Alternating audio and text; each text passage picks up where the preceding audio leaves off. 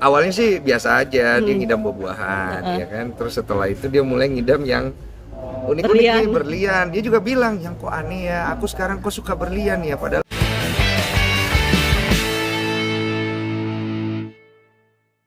akhirnya Sekarang udah Iya. gimana? 6 bulan ya bang? iya sekitar 25 mingguan berarti.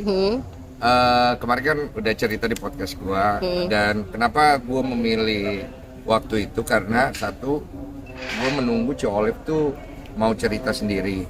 Gua nggak mau cerita karena gua ngerasa nggak fair aja kalau gue yang cerita, sedangkan yang mengalami suka duka batinnya segala macam yang paling banyak kan Olive.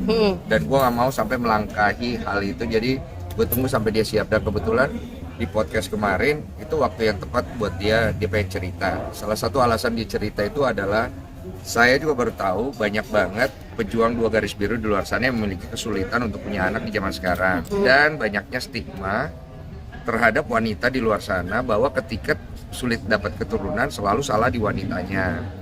Nah, kenapa diangkat cerita Olive? Karena ternyata saya tuh mau mensupport istri saya tanpa saya sadar bahwa ternyata banyak ya stigma kalau laki-laki tuh kayak diajak check up masalah mungkin cek Tersinggung kualitas gitu ya. spermanya segala macam tuh takut juga gitu. Sedangkan waktu itu aku juga ngalamin sih ketakutan itu, cuman karena saya pengen support istri, jadi ketakutan itu saya nggak hiraukan, karena yang paling penting sih istri dulu. Dan saya bersyukur setelah 2 kali keguguran, 2 kali IVF gagal, sampai akhirnya yang sekarang ya lumayan lah Mas, sampai 25 minggu ini masih baik-baik aja, dan semoga baik-baik aja sampai lahiran lah. Amin, amin. Bang, perjuangannya seperti apa Iya. bang? Bisa dibilang sudah ke yang 3 kali apa?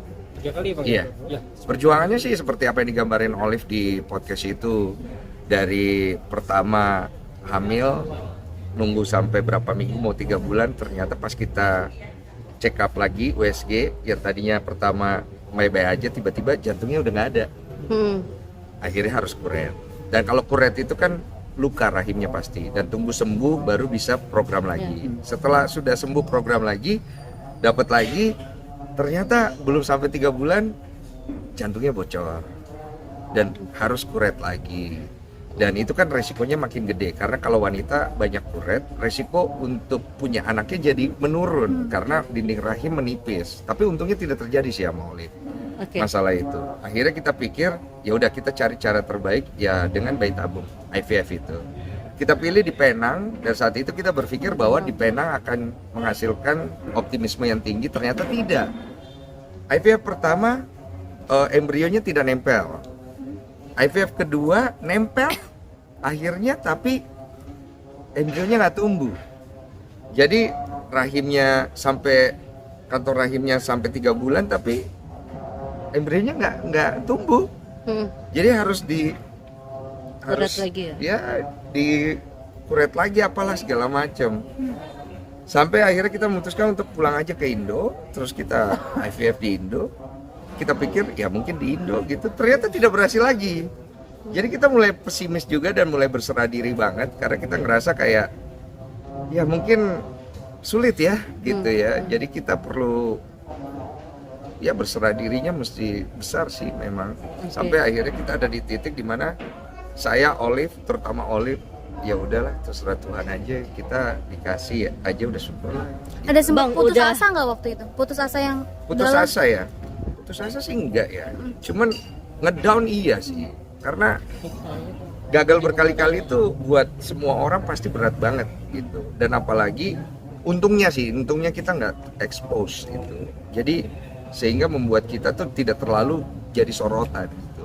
Itu alasan kenapa kita nggak mau terlalu expose, karena bebannya kita sendiri udah besar, apalagi orang lain kan. Pasti saya yakin setiap orang pasti mendoakan yang terbaik, cuman kan tetap aja omongan-omongan yang miring negatif ada. Salah satunya pada saat yang gagal yang terakhir, waktu itu gue di Singapura, Olive sempat cerita pada saat kita terima hasil ternyata gagal, dan pada saat itu orang-orang lagi rame mengenai ada masalah-masalah tes DNA itu.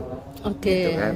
Terus kemudian ada omongan orang yang oh pantas ya istrinya sampai sekarang punya anak segala macam, itu karma gitu-gitu ya, hal-hal seperti itu kan gitu. Tapi gue tidak bisa menyalahkan orang, namanya orang beropini kan, opini baik dan buruk dia tanggung sendiri. Cuman buat kita pribadi beban itu nggak mau terlalu besar aja. Makanya sih kemarin agak deg-degan juga pada saat akhirnya Olive mau cerita, ya udah harus ada tujuannya nih. Kalau cuman hanya memberitakan doang, saya pikir lebih bagus jangan deh. Karena takutnya nanti kenapa-napa lagi gitu, kita beban gitu. Oke. Trauma ya bang ya. Trauma sih, terutama Olive. Olive paling gede, dia bahkan sempat pendarahan di program yang ketiga apa keempat, dan itu gue nggak ada di tempat karena gue lagi syuting di luar, dan dia nggak kasih tahu gue. Gue baru tahu itu setelah semua bebe aja. Gue ngerasa bersalah juga kan sebagai suami. Kok kayaknya kalau istri gue kenapa-napa saat itu, pendarahan dia sampai kolaps segala macem, dan gue nggak ada di situ, gue pasti akan terpukul sekali gitu. Oke, Bang, nyidam barang-barang branded udah apa aja Bang yang dibeliin atau seperti apa Bang? Awalnya sih biasa aja, dia ngidam buah-buahan, ya kan. Terus setelah itu dia mulai ngidam yang unik-unik nih, berlian. Dia juga bilang, yang kok aneh ya, aku sekarang kok suka berlian ya. Padahal dia kan gak terlalu berlian banget, barang-barang mahal enggak. Dia mulai ngelihat senang gitu, mungkin karena anaknya cewek, ya kan.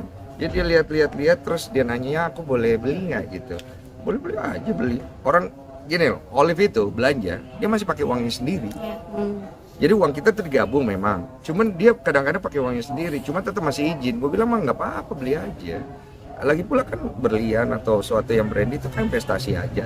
Tapi bukan buat dipamerin ya, gue bilang. Ya. Tapi untuk ngidamnya oke lah, gue bilang. Investasi lah, anggap gitu. Bikin seneng si bayinya aja gitu. Udah ada berarti ya, Bang? berarti ya. Udah ada berarti beberapa berlian gitu Ya yang beberapa berlian ya, ya lumayan lah ya. Bisa dibilang ini anak mahal gak sih? Iya anak mahal banget nih Bang, ngidamnya Itu berlian. anak ya, masih usia berapa bulan ya, udah dapat endorsement cuy. Nggak serius? Lah itu susu Prenagen. Oh iya. Iya, dia udah dapat endorsement. Makanya gue juga bingung, ini anak sebenarnya bawa rezeki kali ya. Karena Amin ya. dia udah usia berapa udah dapat rezeki gitu loh. Tapi kita nggak mau sampai akhirnya overexposure masalah anak sih. Karena akhirnya kan nggak bagus juga. Makanya kita dari yang beritanya keluar, kita kalem-kalem aja lah gitu. Ya masih ada berapa bulan, kita juga belum tahu gimana nanti gitu.